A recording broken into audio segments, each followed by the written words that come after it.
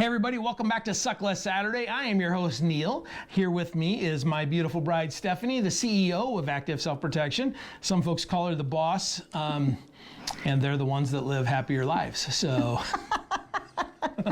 You're such a dork. Hey, we have started, this is the second installment in our dry fire, getting back to the basics stuff that we're going to do for Suck Less, in that when we started Suck Less, we had a really specific thing in mind and we got a little tactical, and we're kind of coming back to basics. So this week we're going to talk about setting up your dry fire dojo. You need a shot timer because that which gets measured gets worked on. The Range Tech Timer is the official timer of Active Self-Protection because it is versatile, reliable, feature-rich, and very economical. Check out all it can do at the link below.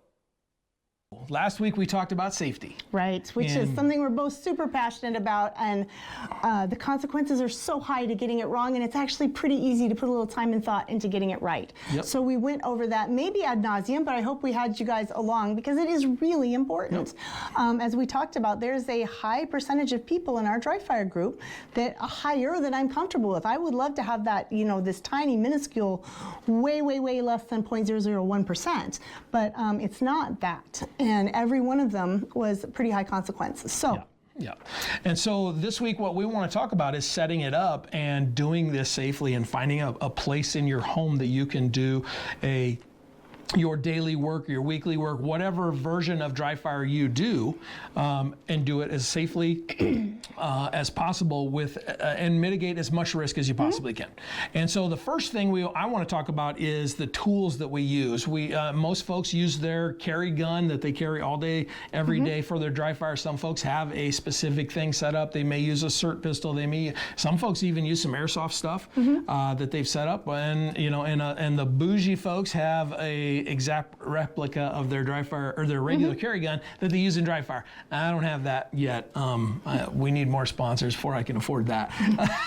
But let's talk a little bit about, Steph, you got a SIRT pistol here. Show everybody the SIRT pistol. Let's talk through that a little bit. One of the things that you can do is get an inoperable pistol replica that you can look at this visually, see it as a SIRT pistol. It can't be loaded. There are magazines and different things that you can do with it, but they can't be loaded and this can't fire. So when I look at this visually, I know that it's not going to go off. So this is a great tool. If you have something like a SIRT pistol, you can use this for dry fire fairly easy with not a whole lot. Yeah, we still treat it like a gun. We still keep it pointing in the direction of least consequence because we're myelinating these pathways.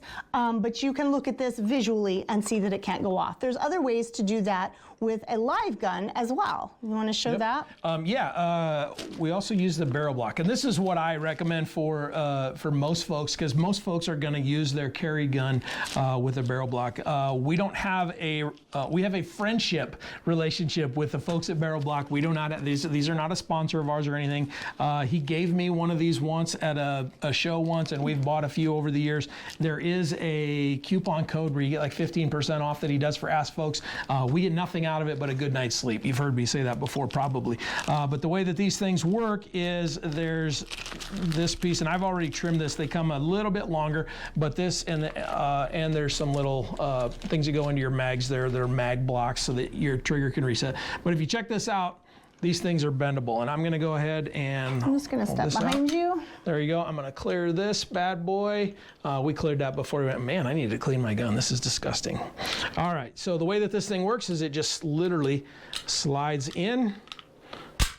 And then I've got a visual indicator right here that this thing isn't loaded. Now what some folks will do is they'll clip that a little bit shorter so that it goes into their holster okay without poking themselves, whatever. You do you. One of the challenges that I found when I cut one quite a bit shorter like that, when I went to push it out, I had to find a tool to get that thing out. To get it out, you just push that thing back, grab it right there. Slides right out. I go upstairs. I load up my gun. I holster up. My dry fire is over, and I go back to work or on with my day. However, I'm going to do that. So. And with that make tool sense? in there, it cannot be loaded. You Yep. can't load that. And I would really caution against trimming it too short, because the major point of it is having that visual marker that when I look at this gun, I know immediately that it can't be fired. And so that is a huge layer of safety, and one that might be kind of important to you, because the next thing that we're going to talk about is where are you dry firing? What Right. direction are you dry firing in? Now, I would highly recommend you find a bulletproof backstop, and there's a lot of ways to do that. You can just get a big, heavy bookcase, and that can be what you're lots of books, stacks of books will stop bullets. I know a lot of people will get like old plates and stuff and shoot at those what we use down here is we're in the basement, so we have cement walls in every direction. So if you're pointing at a wall in this basement, beyond the cement, it's dirt for hundreds of yards. So there's a lot of safe directions down here, but we have a lot of people that are in places where safe direction is a challenge. Yep. We have a lot of people that have mobile lifestyles and live in mobile homes and travel the country, or there's several truckers that are trying to get some dry fire in when they're constantly on the road, and that makes a safe direction fairly challenging. I imagine you could point at like a engine block or something like that to potentially stop bullets, but if you are out dry firing with your live gun, the ability to stop bullets is so important. Yep. And so when we talk about safety with dry fire, we put a lot of redundancies in place. And the rules are the rules of gun safety are all redundant. Yes. You really have to break them all for something really bad to happen. Yes. But if you add some redundancy to your dry fire, in that we unload the gun and no ammo goes into the room where we're doing this. Now I know I'm good friends with a trucker. He's part of the dry fire group. So if you want to come over, you'll get to meet him and you'll see him. He does a lot of dry fire. I'm guessing he can't set his ammo outside. You know, the realistic version of that is that he has to have ammo probably in the cab with him, but he uses a barrel block, and he unloads that gun, he checks it, he puts the barrel block in. Now we know it can't be loaded. Also, as I understand it, and Tori, you can explain this to me sometime the next time we're together, he's got a little bit of a backstop in there that is bulletproof, that he uses, that he hangs his targets on. So the next side of that is that if you're going, and what I would recommend, because I've played this game, Natalie and I did a video on this. I'm not sure if it's hit the channel yet, but we went down and shot a bookshelf. And when the books are in the bookshelf the regular way, a bullet can streak right through between them. You have to have it pretty tight. So if you're going to use a bookshelf, if you live in an apartment where you don't have anywhere to go and you're using a bookshelf, one thing I would strongly recommend you to think about is take those books that are facing away from you like this and at least turn one this way to slow everything down. And a book an inch thick will slow down a whole lot of bullets. And I will tell you right now, for me, my rules are I would not dry fire a live gun, a gun capable of firing ammo, unless it was pointed at a bulletproof backstop. I'm not going to pull the trigger, or I was able to visually disable it. If I'm in a hotel room or something like that and the backstop is a little more difficult, sometimes you can find something, but for the most part it's very difficult. So in that case, I would not dry fire without some sort of visual reminder, like the barrel block. There's a few other brands that you can use as well, so that every time I look at that, I can know this gun can't be loaded. Again, it's just redundancy. I've already checked it. I can continue to check it, and I can continue to see that no round can be loaded up into that chamber and fired out of that gun. It's just not possible. So if you can do both of those, that's great, but you have to do at least one of them. You have to. Bullets will go through all kinds of stuff. Walls, mobile homes, the neighbors' stuff, several walls in your own home, so just don't risk it. Find and set up your dojo with a bulletproof backstop. If that is not possible, then you need a visual trainer, or again, something like a SIRT pistol, that this is the visual marker right here, that this isn't going to be able to go off and loaded. The SIRT pistols always look like this, and now, if you carry a Glock such as this is a good tool for you to go dry fire with.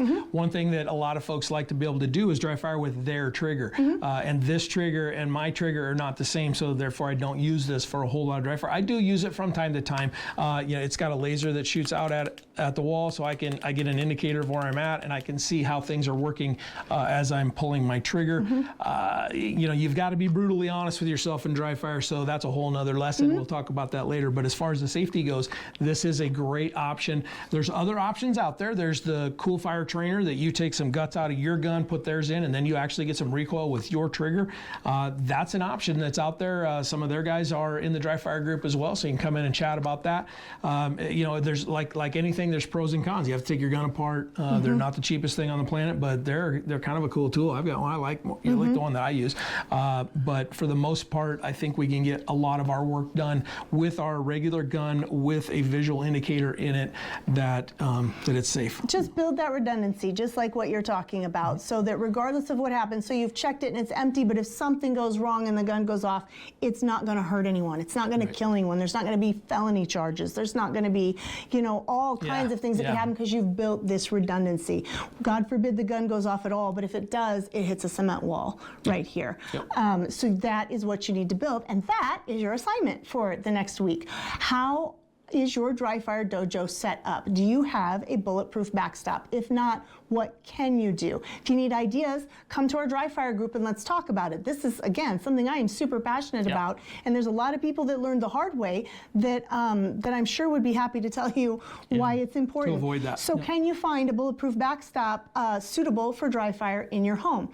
If you cannot, what can you do to make sure that your gun is visually disabled and able to fire live ammo? Yep. And then the next part of that, of the assignment, is to look at your process by which you're going into dry fire. If you're just setting this up, the process is set up someplace where you're safe, where you've got some bulletproof backstops, a good place to do that. But a great best practice for all of this is that the gun gets unloaded before you go in the room. Or if you're going to unload it in the room, as soon as it's unloaded, all the ammo is out, and then you triple check that there's no ammo in the room.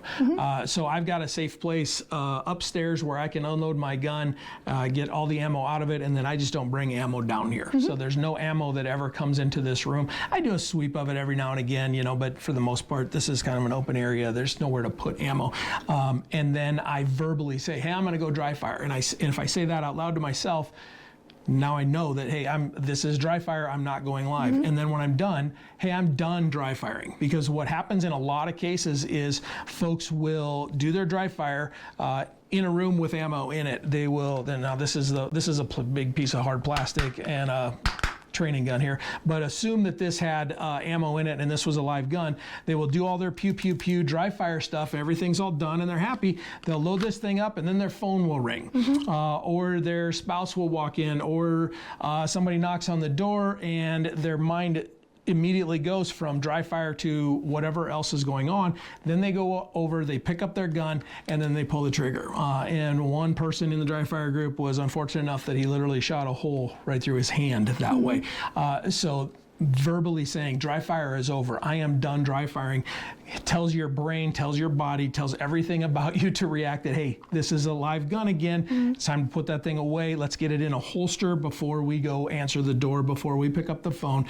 I can always ring somebody back. I can always, if somebody took the time to knock on my door, they're gonna hopefully wait that extra 30 seconds for me to get there so that I can make everything safe before I walk away. Do not walk away in the middle of dry fire with things sitting out. Put their stuff away at the end. That's the process. So 4-part assignment, figure out where you're gonna be dry firing and how you're gonna be dry firing. Get your process together that Neil was talking about and come tell us about it in the dry fire group. Any changes that you're making or any challenges that you're seeing in what you're doing. If you want help with that, find us there. All right, see you next week.